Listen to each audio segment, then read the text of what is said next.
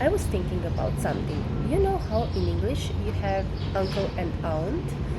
You have in Spanish, for example, tío and tía, and in Italian you would have zio and zia, and all those would be the same thing. It doesn't matter if it is like a brother of your father, brother of your mother, sister of your mother, but in Serbian it really makes a difference. So we have Stric, who would be a brother of your father, and he has a wife, of course, that would be Strina. Then we have Ujak, which will be a brother of your mother, and he has a wife.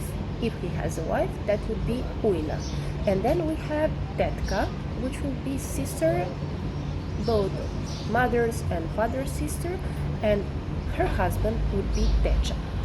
Follow about Serbian for more insights of Serbian culture and sign up for our group lessons and general lessons. Vidimo se!